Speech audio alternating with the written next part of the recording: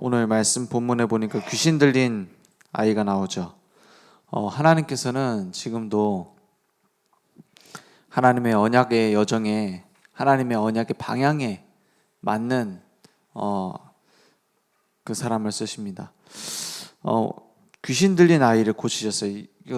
어떤 신학자들은 뭐 귀신 문제 끝났는데 왜 귀신 얘기를 하느냐, 뭐 천사가 타락해서 귀신 됐는데 이제 예수님의 권세에 끝났는데 왜 귀신 얘기를 하느냐, 이렇게 얘기하는 신학자들도 있어요.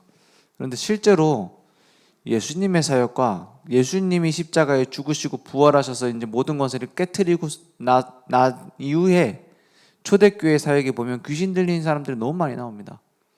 그죠? 빌립 집사가 사마리아 현장에 갔는데 귀신 들린 사람들이 너무 많이 있었어요. 바울이 사도행전 13장에 보니까는 귀신 들린 사람을 쫓아내는 장면이 나오죠. 16장에 보면은 귀신 들린 여종을 치유하는 장면이 나옵니다. 그런 부분들이 너무 많이 나와 있어요. 그런데 실제로는 우리 현장에, 우리의 삶에 너무 가까이 있습니다. 대한민국에만 해도 40만 명의 무당이 있어요. 그 무당들이 우리도 종교단체로 인정해달라 해서 만든 게 경신협회 아닙니까? 종교단체를 인정하면 어떻게 돼요? 종교단체를 인정하게 되면 이제 군대에도 그 무속인 집 차릴 수 있는 거예요.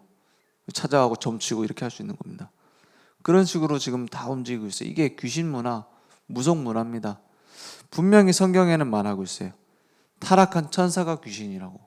사람 죽어서 귀신 되는 게 아니라 타락한 천사가 귀신이기 때문에 어떻게 해요? 능력이 대단해요. 우리의 힘으로 해결할 수가 없는 겁니다. 맞죠?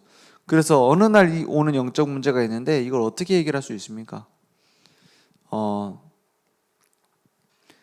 우리 그 신학교에 철학 가르치는 교수님이 계셨거든요. 근데 이분이 천재예요. 천재고 철학과 교수였어요. 이 교수님이 우리한테 이제 신학교에서 이제 철학을 가르쳐 주시는데 이해가 안 되는 거예요. 이 교수님이 왜 이걸 이해를 못하냐고. 천재니까 자기는 한 번 보면 다 외우거든요. 한 번 딱 눈으로 딱 보면 외워요. 천재잖아요.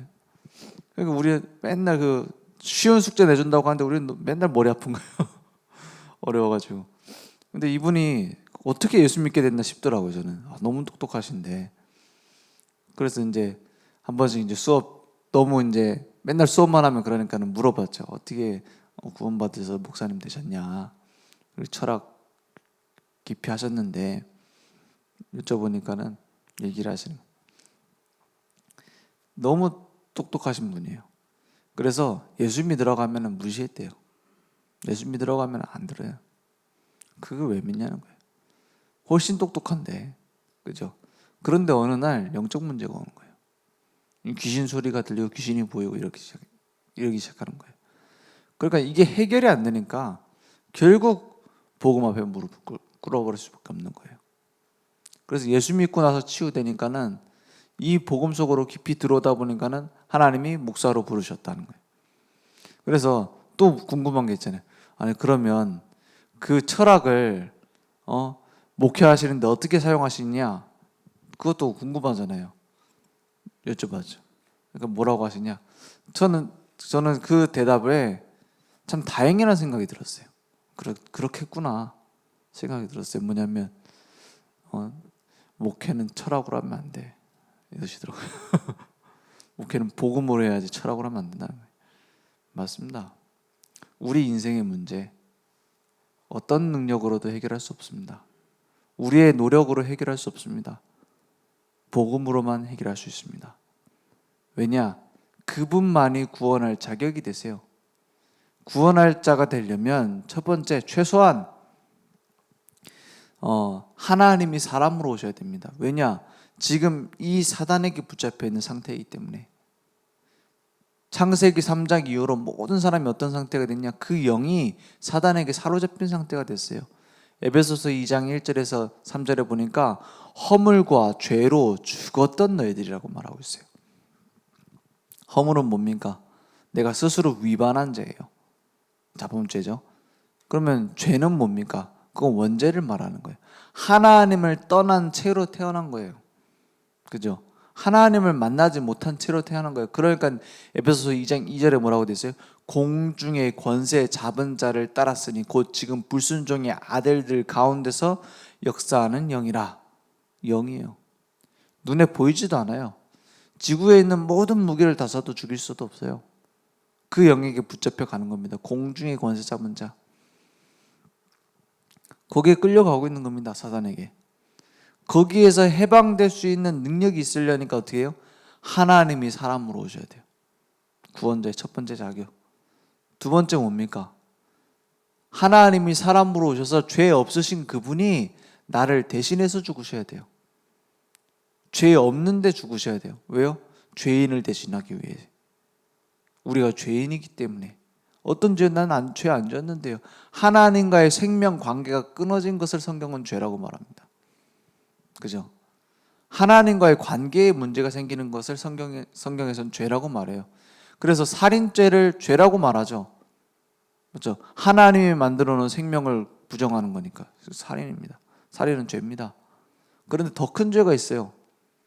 성경에 살인보다 더 큰 죄로 취급한 죄가 있습니다. 그게 뭐죠? 우상숭배입니다. 왜냐? 하나님이 보시는 죄는 하나님과의 생명 관계에 문제가 생긴 거예요. 하나님과 소통해야 될, 하나님과 교제해야 될 그 자리에 다른 물건을 끼워놓은 거예요. 우상을 끼워놓은 거예요. 그게 우상숭배 아닙니까? 그래서 그걸 보고 귀신과 교제하는 것이라고 했어요. 망할 수밖에 없는 죄죠. 그래서 이러한 죄의 상태에 있는 우리를 구원하기 위해서, 하나님과의 관계를 회복하기 위해서 어떻게 해요? 제물이 필요한 겁니다.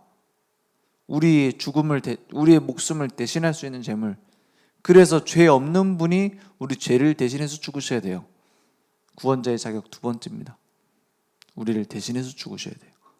그리고 세 번째, 그 죽음으로 끝나면 안 됩니다. 죽음의 세력을 잡은 자를 멸하시려고 어떻게 해요?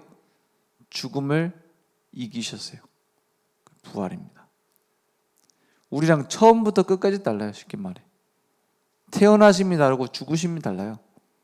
죄 없이 하나님이 사람으로 오셔서 태어나셨고, 우리 죄를 대신해서 죄 없으신 분이 십자가에서 가장 처참한 죄인들이 죽는 자리에서 죽으셨고, 죽음을 이기고 부활하셨어요.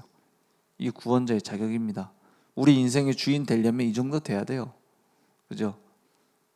우리 인생을 주인 되려면 이 영적 문제를 해결할 수 있어야 되잖아요. 근본 문제를. 사단에게 잡혀있는 죄라는 갈고리에 딱 끌려가고 있는 상태를 해결하려면요. 그래서 이분을 그리스도라고 하는 겁니다. 그죠? 그래서 우리에게 그리스도가 필요한 겁니다. 만약에 이 일을 우리 문재인 대통령이 했다. 그럼 누구를 믿어요? 문재인을 그리스도를 믿어야 되는 거예요. 그죠? 이 세 가지를 했다면, 하나님이 사람으로 오셔서 우리를 대신해 죽고 부활했다면 그 사람을 믿어야 돼요. 또 예수님 외에 그런 일을 하신 분이 또 있다면 그거 믿어도 돼요. 석가모니가 있으면 석가모니를 그리스도를 믿어도 돼요. 근데 그런 일을 지금 역사상 단 한 명도 한 적이 없고 예수님 혼자다 이 말이에요. 그래서 예수님이 말씀하셨어요. 내가 곧 길이요 진리요 생명이니 나로 말미암지 않고는 아버지께로 올 자가 없느니라. 완전한 길을 열어놓고 믿으라는 거예요. 그리스도 예수 안에 있는 생명의 성령의 법이 죄와 사망의 법에서 너희를 해방하였습니다. 법이면 끝입니다. 법이 얼마나 무서운지 아십니까? 법대로하면 끝이에요. 아무리 저 사람 인상이 못돼 보인다, 그래서 잘못한 것 같다, 그런 것 같다라고 아무리 비난을 해도 법으로 무죄면 무죄입니다. 그죠? 그게 법이에요. 법에 걸리면은 뭐 방법 없습니다. 다른 방법이 없어요. 그런데 그 법으로 해결했다는 거예요. 그리스도 예수 안에 있는 생명의 성령이 법이 죄와 사망의 법에서 너희를 해방하였습니다. 법적으로 우리를 무죄로 선고해버린 거예요. 왜냐? 우리를 위해서 인자가 온 것은 섬김을 받으려 하면 도리어 섬기라고 자기의 목숨을 어떻게 해요? 많은 사람의 대속물로 주려 함이라 했어요. 우리를 대신해서 죽으신 제물로 주려 함이라 했어요. 그것으로 끝내신 겁니다. 그래서 우리는 답을 내는 겁니다. 오직 예수밖에 없구나. 오직 우리 인생의 구원자는 예수뿐이구나. 거기서 끝나는 게 아니에요. 우리의 인생의 주인, 우리의 모든 것을 맡길 분도 예수님밖에 없구나. 맞잖아요. 내가 이끌어갈 힘이 없잖아요. 내가 이끌어갈 지혜도 없잖아요. 그래서 그리스도께 모든 걸 맡기는 거구나. 거기에 답을 내야 됩니다. 그게 예수님을 바르게 본 겁니다. 근데 이 제자들이요, 예수님이 어떤 분인지 정확하게 못 봤어요. 그러니까 어떻게 되죠? 이 귀신 들린 이 아이를 고치려고 하는 겁니다. 막 변론하고 있어요. 어떻게 막 뭡니까? 막 서로 막 싸우고 있어요. 왜? 고칠 능력이 없으니까. 이 말 못하는 귀신 들린 아이, 제자들이 고쳐보려고 하는데 안 되는 겁니다. 쉽게 말해. 그러니까 예수님이 뭐라고 합니까? 믿음 없는 세대야, 이러잖아요. 믿음 없는 세대야. 어떤 믿음입니까? 이 예수가 그리스도라는 사실을 정확하게 모르는 거예요. 그리고 그 예수님이 어떤 분인지 그 가치를 모르는 겁니다. 그러니까 예수님이 바로 꾸짖으시고 쫓아내잖아요. 요 각인된 것이 무섭습니다. 각인된 것. 처음 무엇이 각인됐는가? 그것이 우리의 평생을 좌우합니다. 그래서 바로 믿음이 없다라는 것을 인정했어요. 언제부터 이렇게 됐느냐 하니까는 어렸을 때부터 됐습니다. 하니까 그러면 이 고칠 수 있거든, 고쳐 주옵소서, 도와주옵소서 이러잖아요. 23절에 보니까 할 수 있거든이 무슨 말이냐 예수님이 말씀하시죠. 믿는 자에게는 능히 하지 못할 일이 없느니라 하시니, 이때 이 아버지가 이렇게 얘기합니다. 내가 믿나이다. 내가 믿나이다 했잖아요. 근데 뭐라고요? 나의 믿음 없는 것을 도와주소서 이럽니다. 저는 옛날에 이게 무슨 말인가 했어요. 믿는다 해놓고 믿음이 없대 자기가 또. 무슨 말입니까? 당신을 그리스도를 믿는데, 당신이 예수님이 그리스도인 거 믿는데 그분의 능력이 무엇인지 내게 잘 안 믿어진단 말이에요. 이게 꼭 우리 모습 아닙니까? 그죠? 내 믿음이 없는 거예요. 믿는데 믿음이 없는 거예요.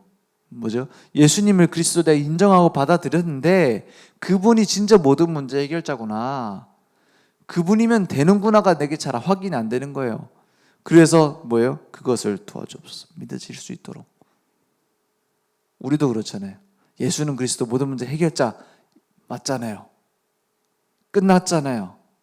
그런데 내게는 문제가 너무 커요. 그것을 두고 기도하는 겁니다. 그죠? 그게 기도입니다.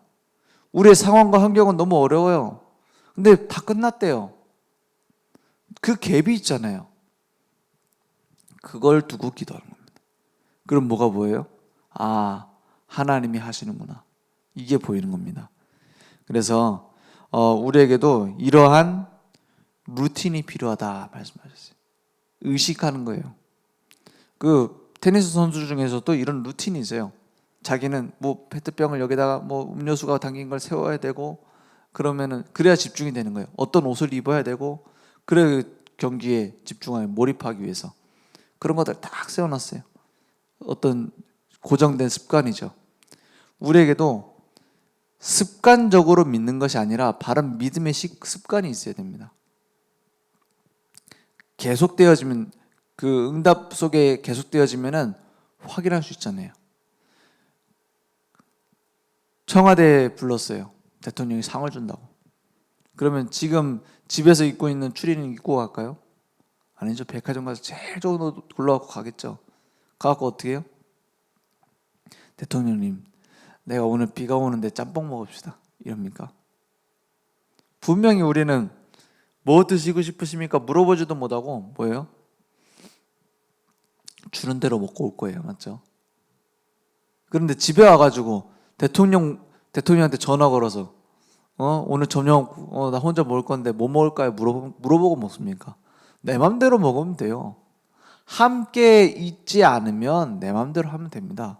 함께 있으면 뭐예요? 물어보고 해야 돼요. 함께 있으면 내 맘대로 하면 안 돼요.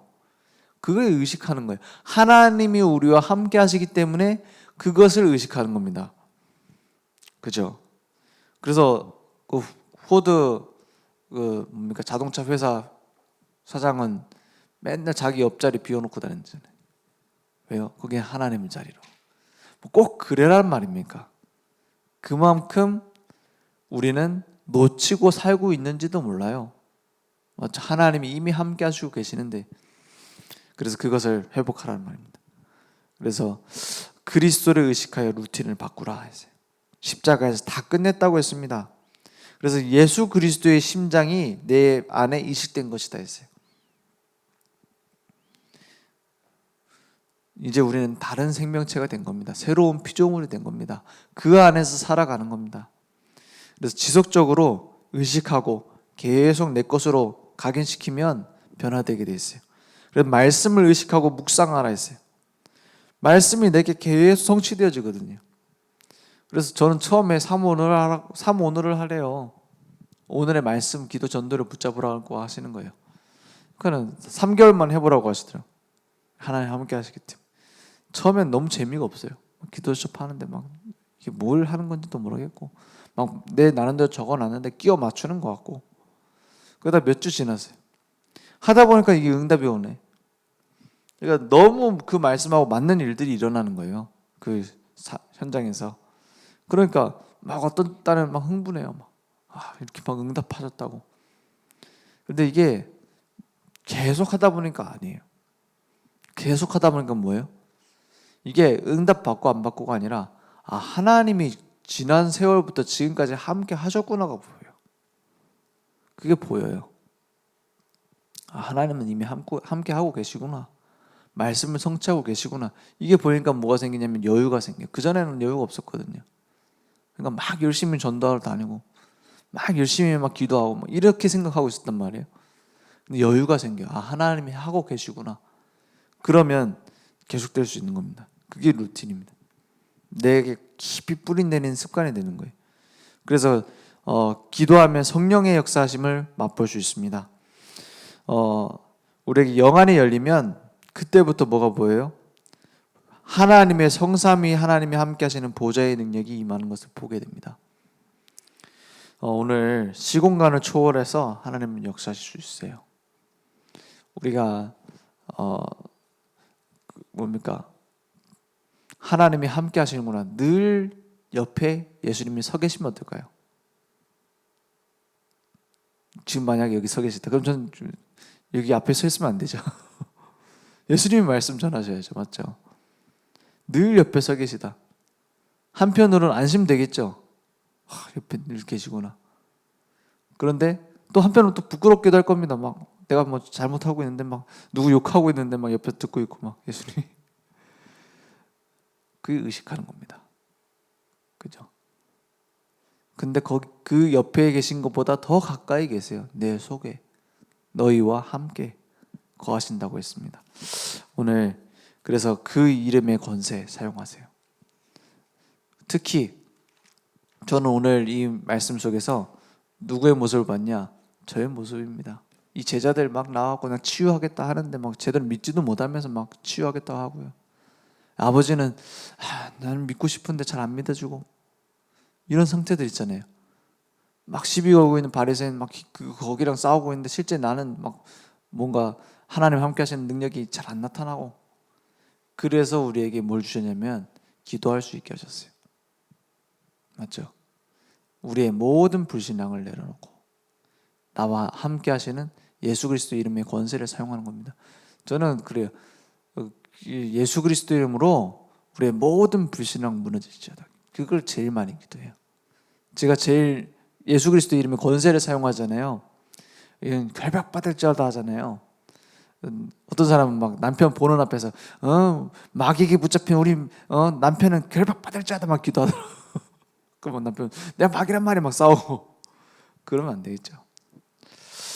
저는 제일 많이 기도하는 게 뭐냐면 내가 가지고 있는 모든 계획과 내가 가지고 있는 생각 하나님과 안 맞는 것은 예수 그리스도 이름으로 결박을 받을지어다 기도합니다. 나의 모든 연약함과 그걸 두고 기도하는 거예요. 오늘 그때에 중요한 하나님의 능력이 나타날 줄 믿습니다. 기도하겠습니다. 하나님 감사합니다. 우리의 모든 것을 주님은 알고 계십니다. 우리의 오래된 틀린 습관도 주님이 알고 계십니다. 오늘 오직 복음으로 오직 복음 누리는 삶이 우리에게 회복될 수 있도록 역사해 주옵소서. 오늘 하나님께서 함께 하시는 그 비밀이 확인되어지며 누려지며 증거되어지는 증인될 수 있도록 역사해 주옵소서. 예수 그리스도 이름으로 기도했습니다. 아멘.